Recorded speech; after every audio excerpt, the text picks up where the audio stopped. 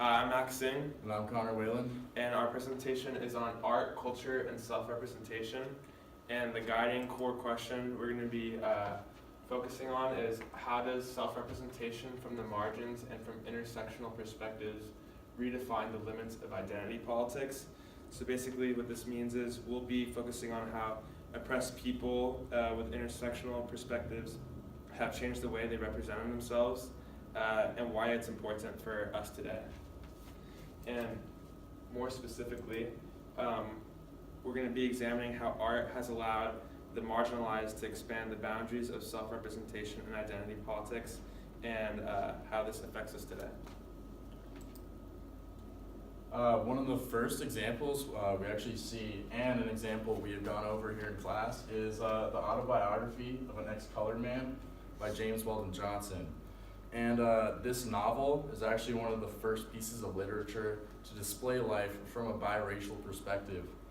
And James Weldon Johnson actually originally published this anonymously because he was afraid of the public criticism that this kind of novel would receive at the time it was published. So one of the main things that I would argue is James Weldon Johnson's education in music and literature. Growing up, he grew up very similar to the main character in the novel.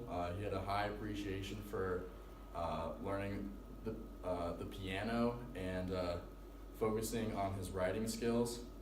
And these kinds of things are what gave James Weldon Johnson a platform to become things such as a well-known leader of the NAACP. And actually, originally before that, Theodore Roosevelt appointed him to be a consul in Venezuela and Nicaragua. Eventually, James Weldon Johnson became the first African-American professor at New York University, which is very significant. And we would argue that it is unlikely that Johnson would have been given these opportunities without his musical and literary background. And this is a picture of James Weldon Johnson. Another thing we'd like to focus on is the Harlem Renaissance. Since this is one of the first times where people who, from a distinctly marginalized section of society, began to have profound effects on culture and art around them. So the Harlem Renaissance actually began with the premiere of a series of plays called Three Plays for a Negro Theater.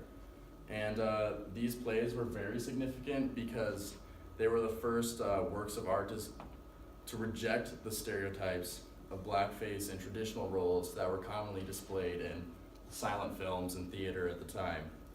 And James Weldon Johnson actually would go on to comment on these plays, and he called the premieres of these plays the most important single event in the entire history of the Negro in American theater.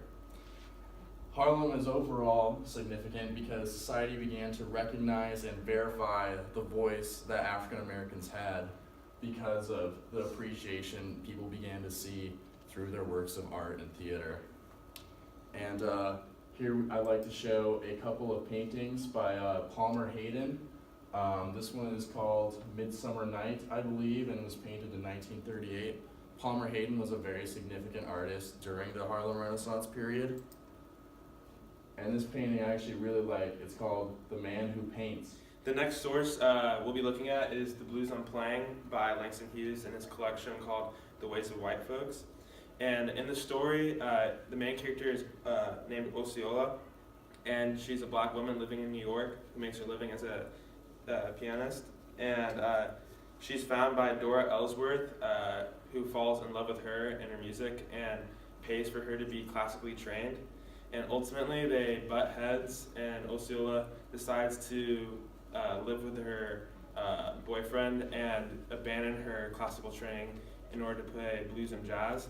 And I'd like to focus on her choice of playing the blues and jazz because the blues and jazz is original African American art form, and it conveys like a lot of emotions and love. And her choice to play this black music shows that she wants to be represented by black culture and be stick like true to her roots.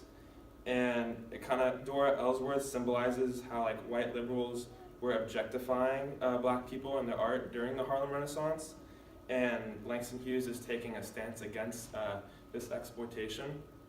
And Osceola's defiance and decision to stick with her art shows how she chooses to represent herself as a black woman, happy to support her husband and be like the breadwinner of her family, and to be independent and to be okay with resisting and saying no to a white person. And I think this defiance is important because it's like a new perspective at the time, and it's like bold for a black woman to do it. And the next source I want to talk about is outside of the classroom, and it's the single Chanel by Frank Ocean. Frank Ocean is a popular R&B and pop singer, and he's unique because he's bisexual, and although he's not a rapper, he affiliates himself with a lot of rappers, and rap has had a history of being homophobic, so it's he's in an interesting situation. And the 4 lines that I think stuck out to me the most were when he says, "My guy pretty like a girl, and he got fight stories to tell." So I think Frank Ocean here is looking at the femininity and masculinity of his boyfriend, where he's looking at his physical appearance, which seems feminine, but his fight stories show like his masculinity, and it kind of it goes against the notion that sexuality has to do with femininity and masculinity. And I think that's important to like educate people on that. And he also says, "I see both sides like Chanel. I see on both sides like Chanel." And here, Frank Ocean is using the Chanel logo to symbolize being bisexual and the duality and perspectives he sees for being black and bisexual. And him talking about his relationships is important because it brings queer themes to pop music and pop culture.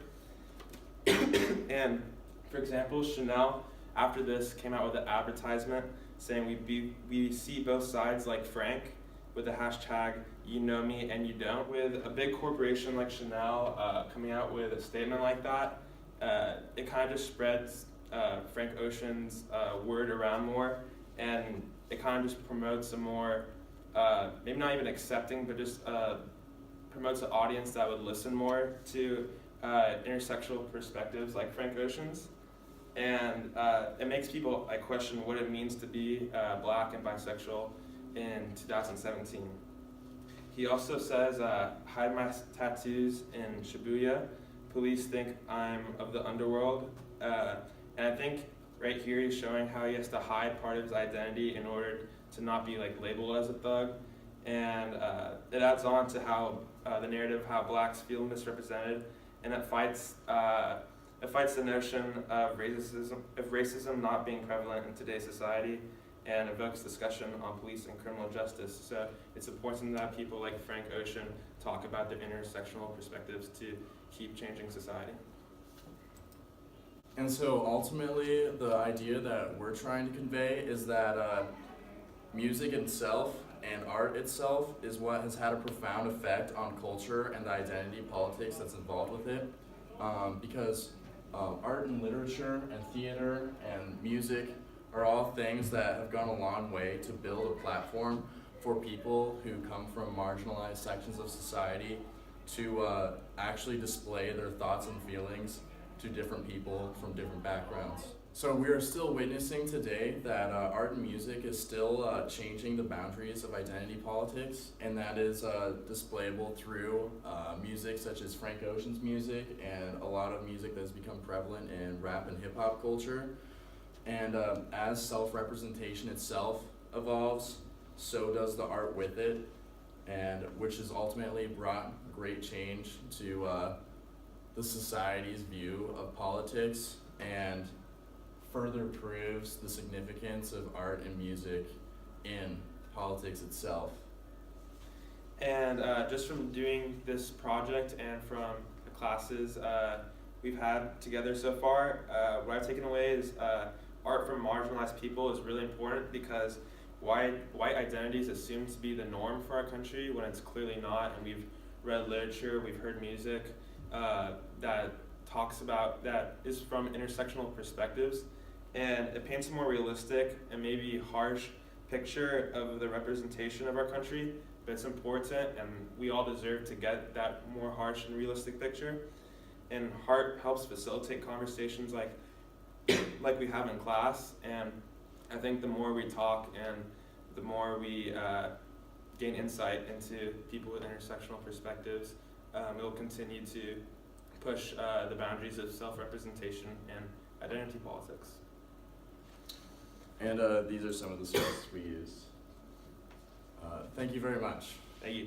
Now, swimming laps through pool water, eating like I'm underworld. Had my tattoos in Shibuya. Police think I'm of the underworld. 12 treat a nigga like he 12. How you looking up to me and talking down? Can't you see I am the big man? God level, I am the I am. Now film it with the drone cam in the pink like Killer Cam. Zoom on that stick, no way. Up so close, I'm on that kill. Controller on your lower back, yeah, that's the good.